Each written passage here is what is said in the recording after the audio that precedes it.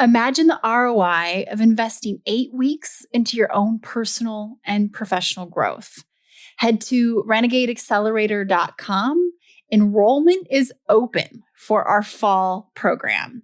This opportunity is for female leaders, executives, founders who are looking to 10x the way they think and execute. The program is equal parts education, collaboration, and accountability. It's all virtual, but it's live, interactive, real-time learning. And the curriculum includes everything from building your personal brand online to public speaking, podcasting, publishing, productizing your intellectual property, and even marketing partnerships.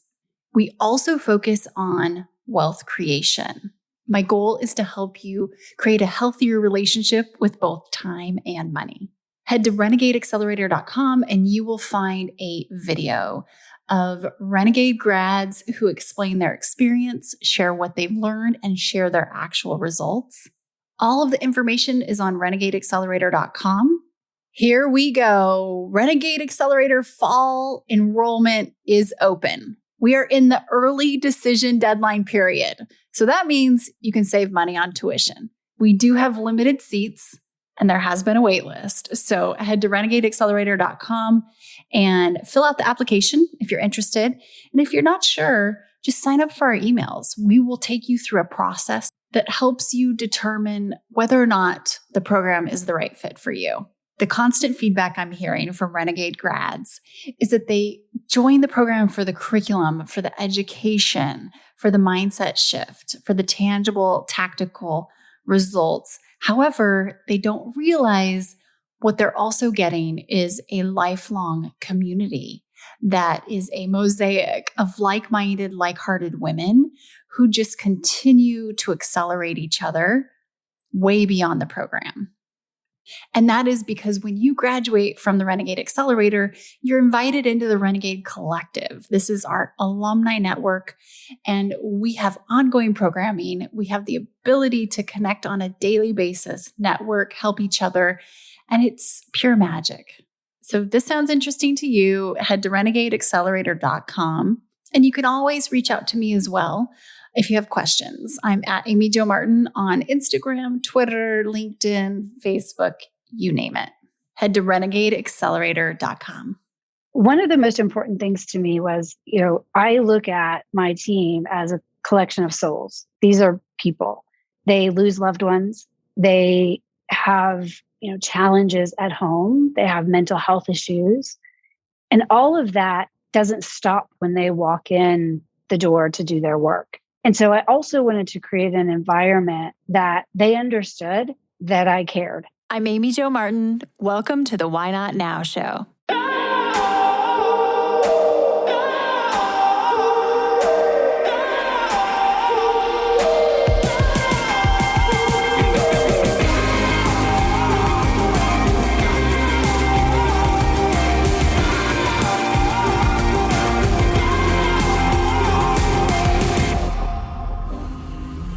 You know that thing you've been thinking about doing?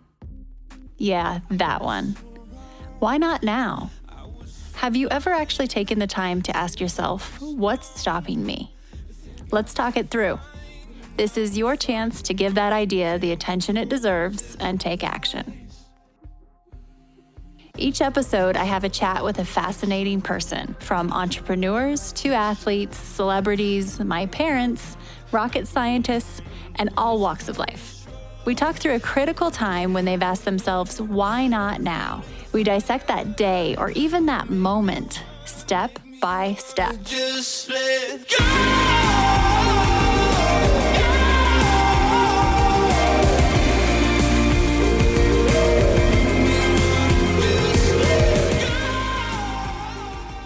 One of my favorite humans is on the show today, Virginia Suliman. She is the Executive Vice President and CIO of Invitation Homes. She's also a recent Renegade Accelerator graduate. Prior to joining Invitation Homes, Virginia was Senior Vice President of Software Engineering at Hilton Worldwide, where she held a variety of escalating roles across digital and technology. Virginia was at Hilton Worldwide for 22 years. And at the end there, she oversaw 1,200 people. I got to know Virginia through a blind direct message well over a decade ago when I had my first company, and Hilton Worldwide became a client eventually. What I witnessed was that Virginia has this ability to bend corporate rules without breaking them. She has this talent of actually creating a subculture within culture sometimes, within her own division, her own group, and just figuring out ways that her team can show up as their full selves and express their creativity in different ways. You will love Virginia's Why Not Now idea, hopefully as much as I did. She initially had no intention of taking this new job as CIO, but she decided to go to the interview. And she shares the story about meeting the CEO and how a Pop-tart led her to saying, why not now? And now she has this new big role within a fast-growing company. In this wide-ranging conversation, Virginia and I talk about her personal experiences and how they've helped inform her leadership style. We talk about bending those corporate rules, and she gives very specific examples of this. She's brilliant, she's a pro at this, and there's so much to be learned. And Virginia also touches on her time within the Renegade Accelerator program and beyond. She shares what she's taken from the program and also how she invests in herself in general. I've learned and studied Virginia for years because I have so much respect for her style, her demeanor, and the results that she's able to generate in innovative ways. So without further ado, here is Virginia Suliman, otherwise known as V.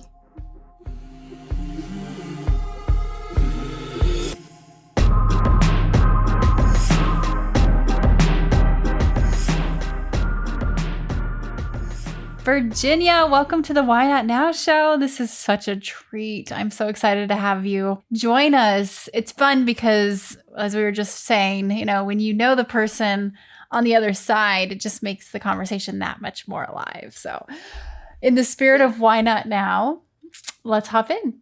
Can you tell me about a time when you had a big decision to make and you asked yourself, why not now? Absolutely. I want to start with something that really struck me. It struck me before because I've, been a fan before I got here and listened to a lot of the podcasts and listened to so many amazing people share their Why Not Now story. And one of the things as I was thinking about my moment, which I'll share in just a second, was how many Why Not Nows I had before this one that I said, it's not the right time. And that's, that really is, I think, an interesting point, because that might feel like in that moment, you're not being brave or you're failing. But boy, I wouldn't have been right for the Why Not Now that I took if I wouldn't have said, you know what, I asked the question and it was a conscious choice. And I think that's really important.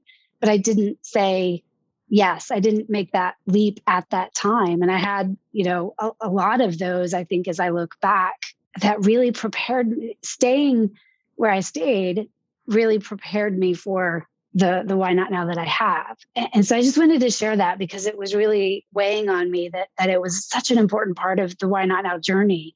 It's just being conscious of your choices and asking the question and being okay if the answer is it's not now. Absolutely. Absolutely. That is a why not now is answering, sometimes even stopping something or saying no, or it's not now. Yeah, I love that. It's so true. Yeah. And your Renegade Accelerator, certainly a plug, of course, because I loved it and loved being a part of it. It reinforced some of that for me. So at some point in my life, I want to write a book, and I was sort of got caught up in the moment of it. And the program really helped me determine not now. You can do that, but there's a little bit more to be done before you're ready for that. And so, your program really helped me progress that thinking as well. But on to answer your question. So I'm going to paint a little bit of a story for, obviously, most of your listeners don't know me. And so the 22 years that I spent with Hilton Worldwide. And so I was there This was about late summer 2019. And I loved Hilton and still do love Hilton.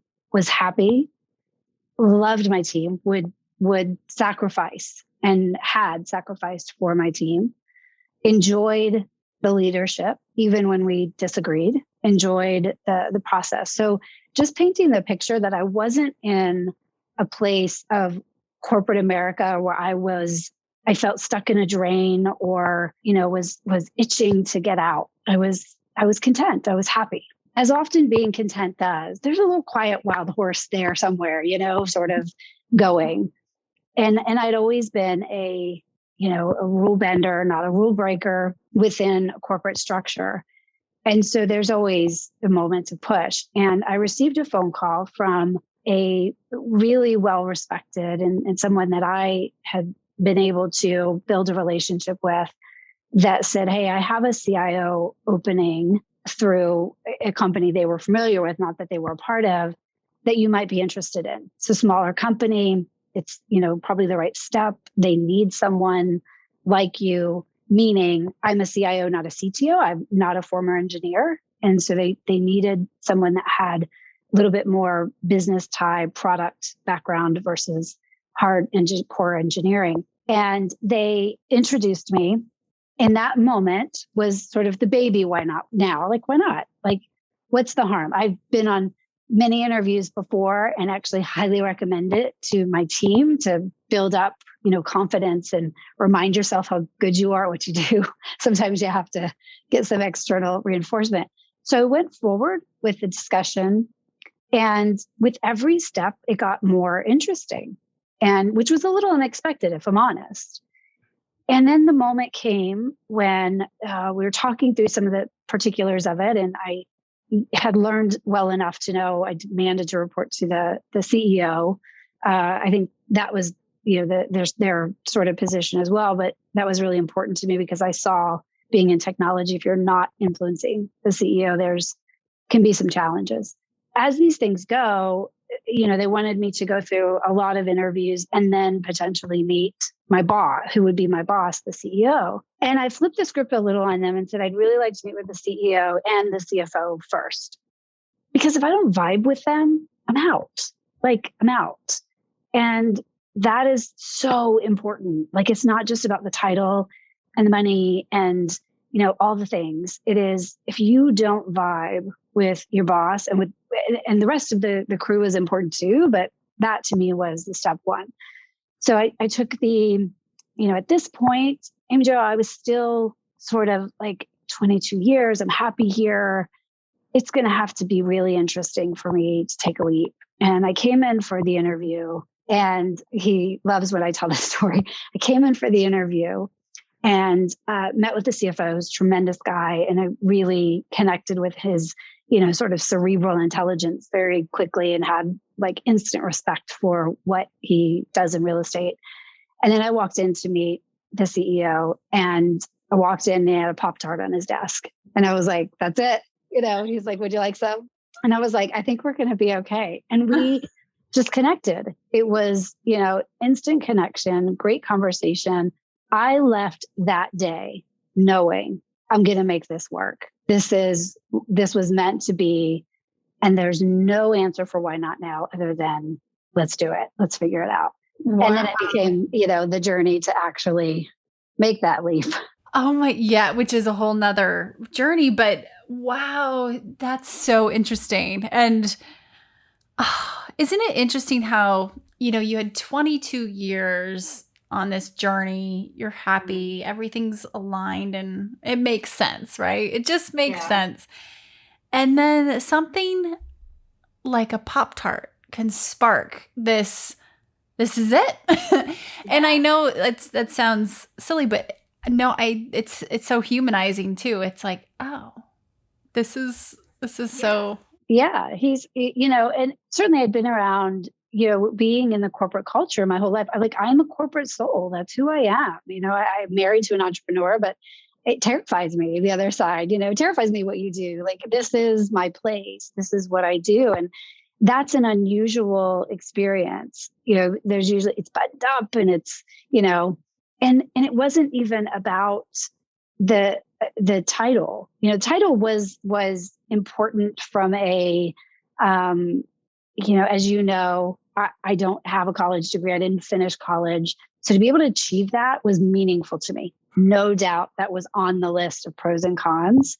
But that alone, I'm thankful because I went through those other why not nows and said no. I learned jumping for title, jumping for cash doesn't end well most of the time. I watched so many colleagues do that over the years, and they either ended up coming back to Hilton because it was a wonderful place, or they ended up really, struggling to find and then, hopefully eventually found another home. But it was such a blessing for me to go through all of that, to really be able to come here and, find a new place. It's hard. It's, I'm not going to sugarcoat it. Leaving a nest of 22 years is, you're well known, you're respected, you're not questioned. You're not like, if I needed to switch something around, which I can certainly do here, but in your mind, you're playing games of like, okay, I'm new here. I need to be careful. I didn't have any of that. And so to leave that, it's fortunate. I still have the travel benefits. So that wasn't, a challenge because I'd been there long enough. The other interesting thing when I left that really was made the Why Not Now more powerful, I left in November of 2019. So anybody in corporate world knows you don't leave that close to the end of the year. You've got bonus tied up. You've got, and certainly Invitation Homes took good care of me, but 22 years, you're not going to take care of everything. So, I had to make a financial decision as well, but it felt so right. And the stars felt so aligned that, sat down with our wealth partner, and my husband and I, looked at each other, and we're both very, money doesn't drive the core of us. And, he was incredibly critical in the decision-making process and supportive of it. And my kids were as well. Most folks don't leave corporate in November.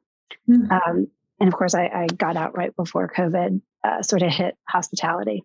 I mean, yeah, you really can't even imagine what you had no idea, of course, what was to come, but talk about hitting hospitality for sure. So I think about, having known you for a while and had the opportunity to work with you at Hilton. And one of the things that it was so clear was your team it seems that they had a different experience. You had created your subculture, your own kind of carved out culture within the corporate, entity culture. And I love that you own the fact that you're a corporate gal, you're corporate to the core.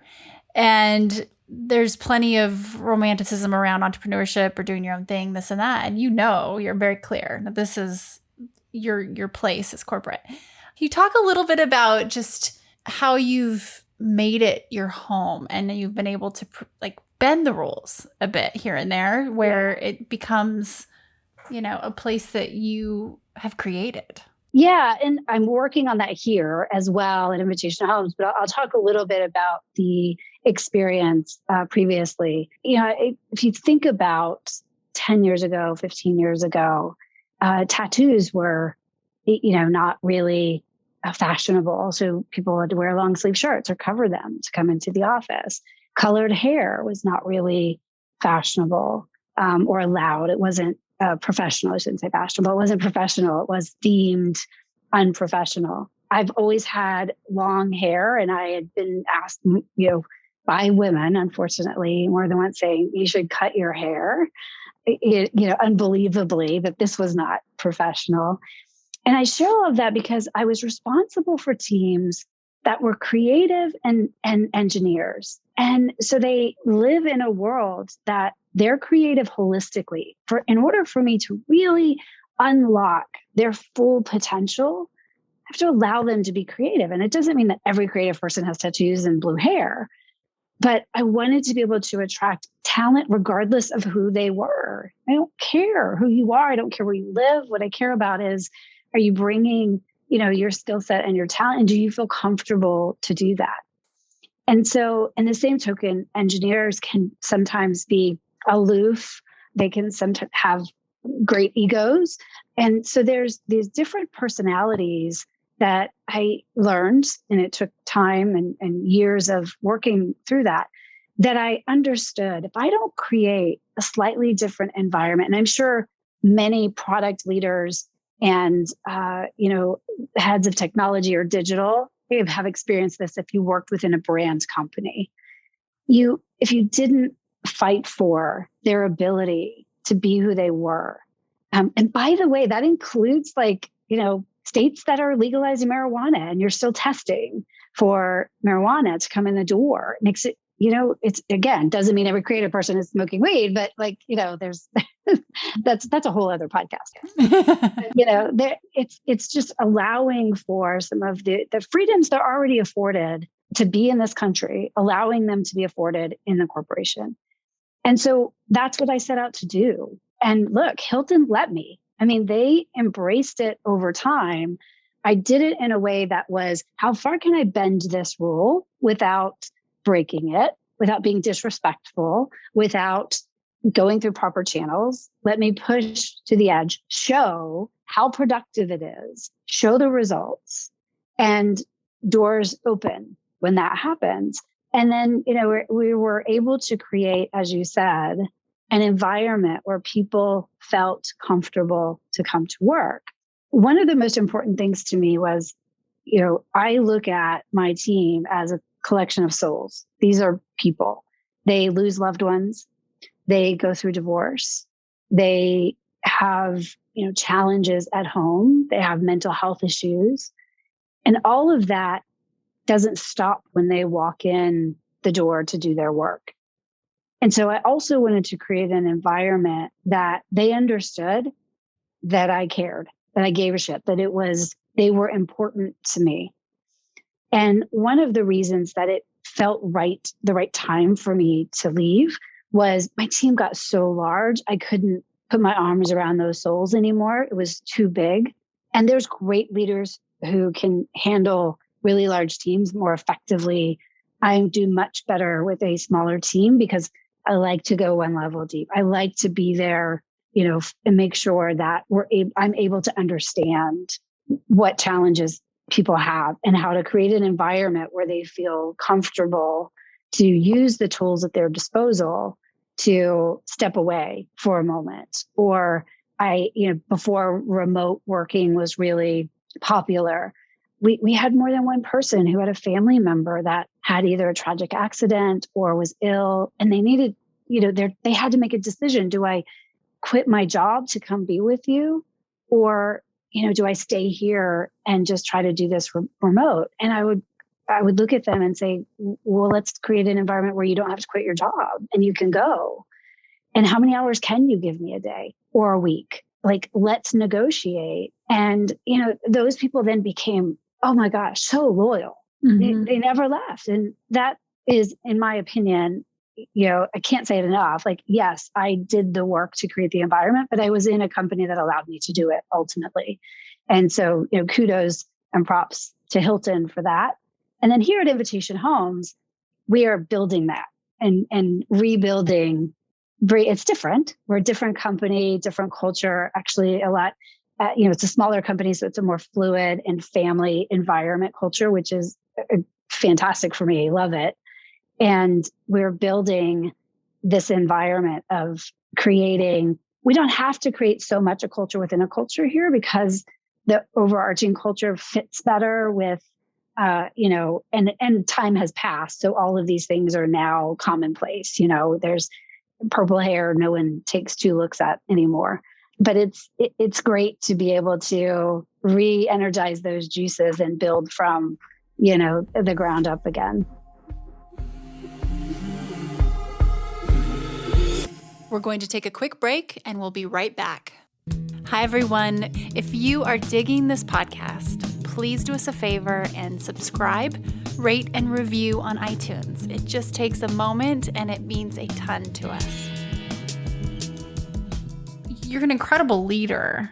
You really, really are. Is that innate to you? If you look back at your career, would you say, and just spotting other leaders, you had 1,200 people that you were that were on your team when you left Hilton. How much of leadership is just a born talent, and how much have you learned over the years?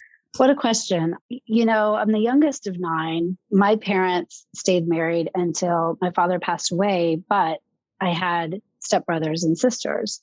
So I lived amongst divorce and was an only child within a group of 9. So I was born into, sort of different environment, Brady Bunch for sure, but, kind of a little different. And I was sick as a kid. I was quite sick. I was in and out of the hospital a lot. And I think a lot of my both optimism and leadership comes from those experiences. So I'm not sure I was born with it, but I think what you maybe experience in your childhood influences how you lead and what's important to you. And, it was really, that's where the soul connecting with souls come from. That's where understanding that there's, what you see on social is often not the whole story. Most of the time, it's not the whole story. And also understanding, that happens in corporate America. You don't see the whole story. And how could I break through that? Because I knew that I had a different story. I knew what I was bringing to work. And so, I think that a lot of my leadership comes from that. And I think my ability to see other leaders. I love moving puzzle pieces and helping people achieve their goals. And more than once in my career, I've done wife swap, with folks and said, you're doing this and you're doing this and you're both miserable. And you both if I swap you, let's see what happens. And, doors unlock, helping people leave sometimes, and I have letters and notes of people who they were miserable, and helping them leave opened up so much opportunity for them. That's important to me. And I think it stems from those experiences as I was growing up, and how I applied, that to my life and then wanted to bring it forward. Certainly fine-tuned over the years through, making mistakes and, sometimes bad hires, and there's always those stories. If you don't have them, you can't fine tune your skill or your gift. You gotta screw up once in a while to get things right. So definitely have those moments. I love it.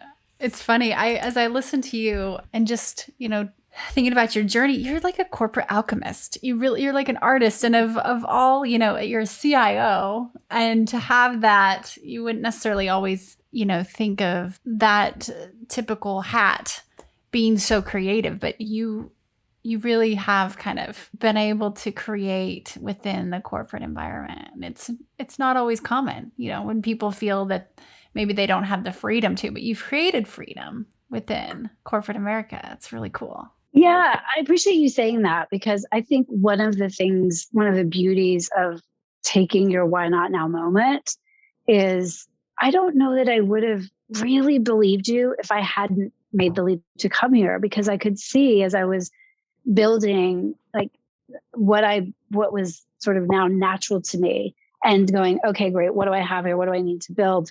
Oh, okay. I need to rebuild this. It wasn't bad, but it didn't have some of those components. And it really hit me.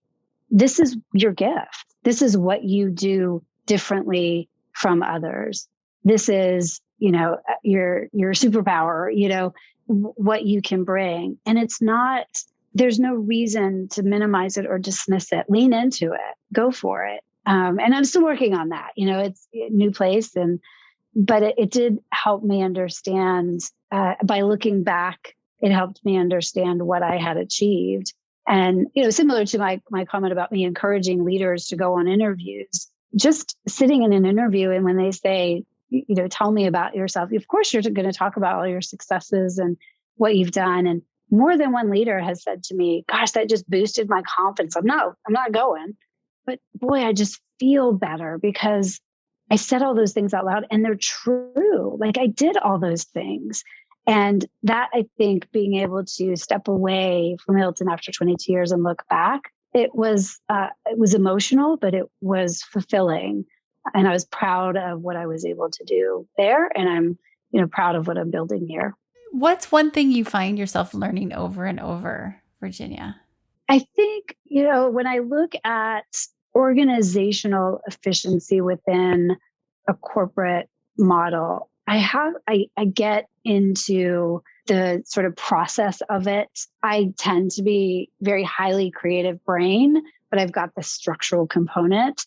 And boy, if I don't have to relearn all the time, get your balance right. Get your balance right. Like you've gone too far structural, bring it back, get some of your creative in there. That's where your juice is. And you would think at this point, I would go in with balance, but it is something that I have to look in the mirror and, recognize when I've gone into my structural brain, which I love that I have that, but I have to keep it in check sometimes because it feels corporate. It feels like the right thing to do. And so I got to, remind myself, which again, you would think I wouldn't have to at this point, but I do. No, and it's probably self-awareness too, like constantly, it's probably a daily practice, right? How do you invest in yourself? Well, a couple of different ways. I do some level of journaling. So I've always enjoyed kind of getting my thoughts out one way or another. Sometimes just thinking, used to have a long commute. So I think on that commute, sometimes talk on that commute. Thank God for speakerphones and headphones because people don't think you're crazy anymore talking in the car. I do a level of, podcast or video hopping where I have a need or I need inspiration. And then again, I'll say it without prompting, like the Renegade Accelerator was a big moment for me. I knew it was there. I didn't do it until now. Wasn't sure, sort of like I knew I wanted to break through something. I knew I needed to recenter myself. But that I think taught me again how important it is to invest in myself, not just as a professional, not just as a corporate, warrior, but as a woman. Like, what do I need as a woman and those things? And that was a big shift for me. I was never comfortable with women corporate, the sort of, you're a female leader. No, I'm just a leader. Like I fought against it. I think having 5 brothers just taught me early on, like you're good enough. It doesn't matter what your sex is.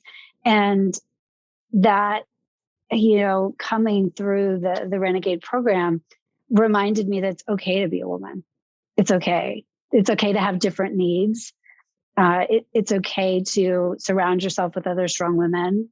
And take that investment in yourself from a growth perspective. And so really powerful and really important for me, very, very stubborn point for me in my life. I just kind of want to like double click into that. When and I know what you mean, I think like the reference to women's groups within corporate, it sounds like same here, but you were a little bit allergic to them. So how was your experience different with the Renegade program? I think a couple of things come to mind.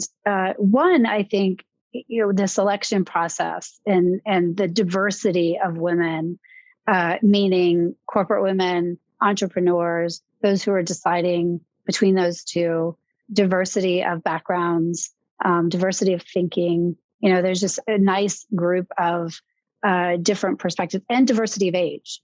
So I'll be 49 at the end of this month, at the end of September, I should say. And, it was great to be around young, energetic women. It was great to be around older, energetic women and, in the middle. That was inspiring. When I look at the corporate experiences I've had before, they're very academic. They're put together as a class rather than an experience. Didn't leave room to breathe really as an experience. The only experience you were allowed to have was at the bar after, the class.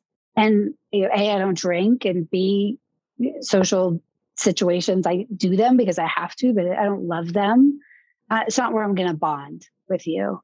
The other thing that was always really, and I think the hardest for me, is I have never seen, and I've been fortunate and blessed. And I know that I've had tremendous male leaders that I have, been a part of. Even the person who really right-sized me because I grew up in Hilton was a man, went to bat for me for my promotion within technology. A lot of times in a corporate women's group, which are externally provided to companies, there tends to be some male bashing. There tends to be, this is how you deal with men, or this is how you break through. Now, I'm not saying there's not women who have been absolutely held back by situations involving sexism, 100%. I just didn't need to go to a class for that. I didn't need to be that. I wanted to learn how to be a more successful leader.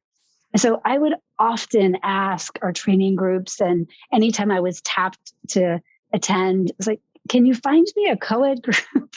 But you're a female executive. Oftentimes you're asked to attend those things. And so the program that you've put together, from my eyes, which is why, it works, I think, as well for a corporate woman as an entrepreneur, is depending on what they're trying to achieve, is, it allows that breathing room. It allowed me to be a woman and to be a woman executive, without having to openly discuss the fact that I was a woman.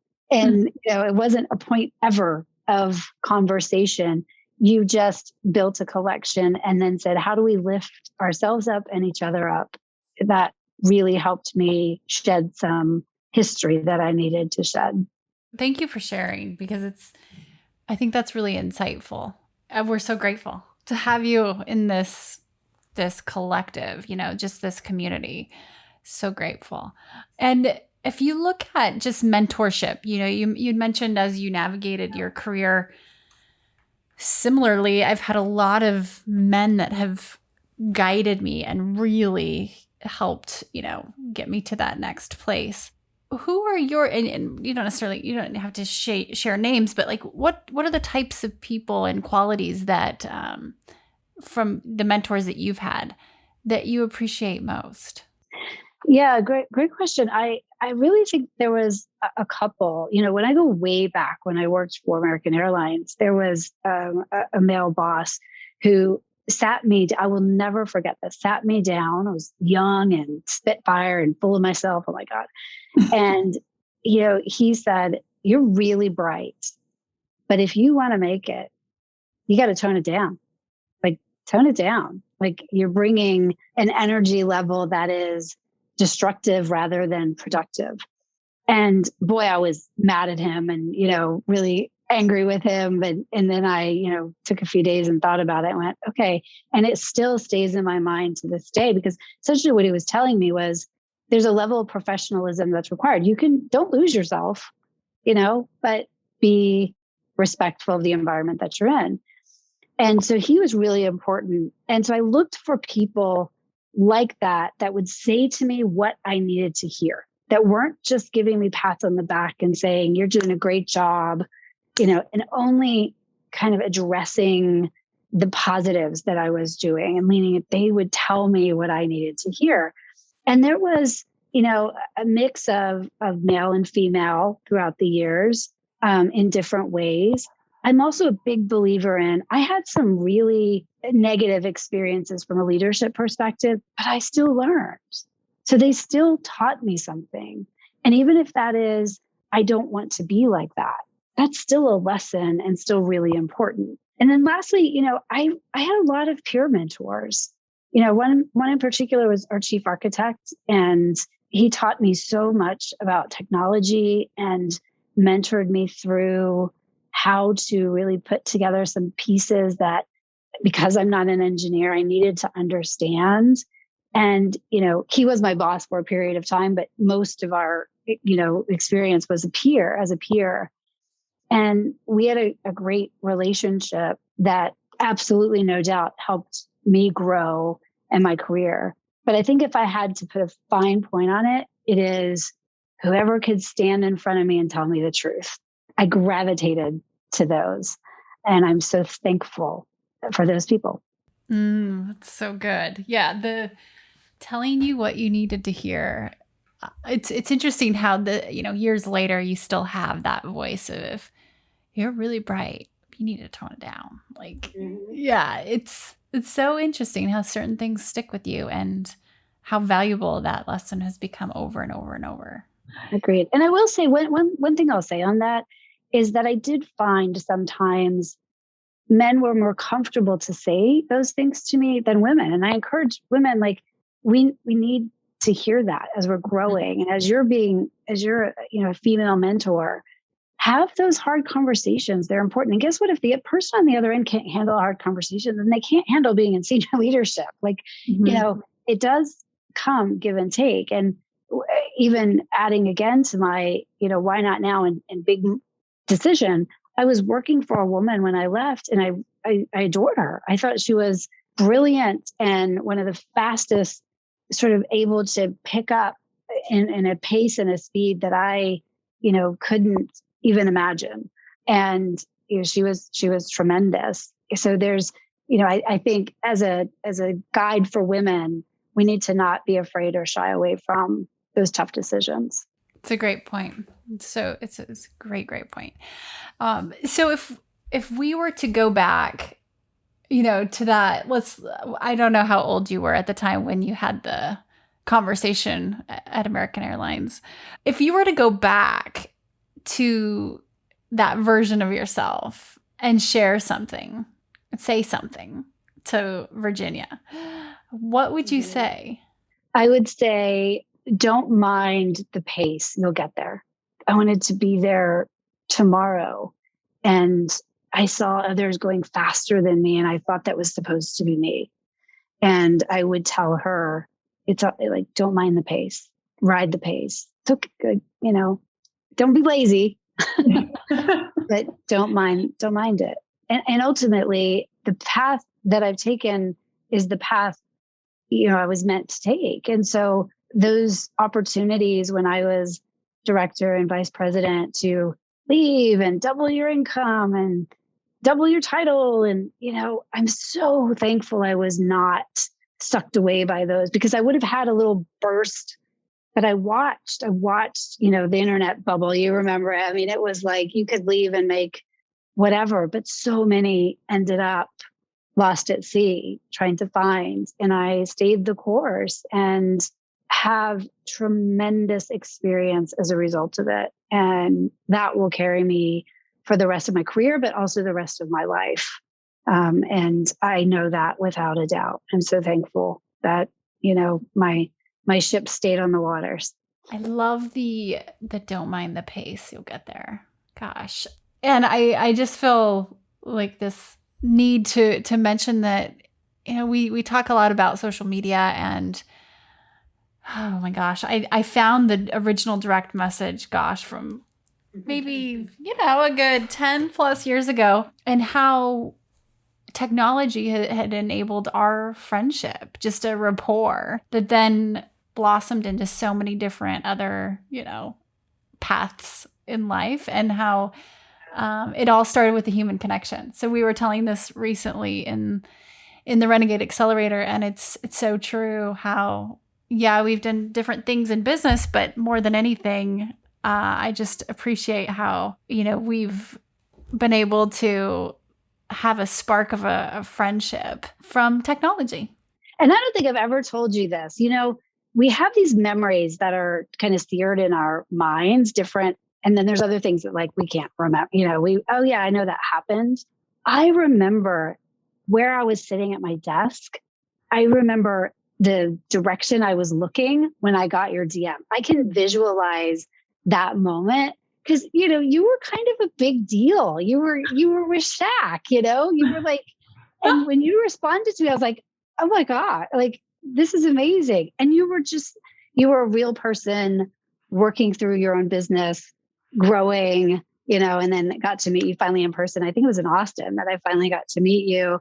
And it, your energy and your aura is what I think kept the friendship going, because it was like, okay, this is not, social media shtick. She's a real person with a lot of vision and value, and someone that I want to be aligned to. But I find it interesting that it is a moment that is seared in my memory I'm sure my husband finds it interesting too, because the things that I forget these days, I probably shouldn't. But that one, I remember. It was good. I equally remember when we were corresponding, I was at the Wit in Chicago on the rooftop, and ironically at a DoubleTree by Hilton property. But I remember sitting outside, like, isn't that funny how just certain moments, and well, thank you for your friendship, and I look to you as well as a mentor, and just it's so incredibly grateful for you, and a renegade. For sure. And thanks for sharing your time and wisdom with us today. And you said this is your first podcast, which you would never know. I feel really honored to get to do, have your first. Thank you. I am humbled and just amazed to be here. So thank you for the opportunity to do so. Oh, thank you.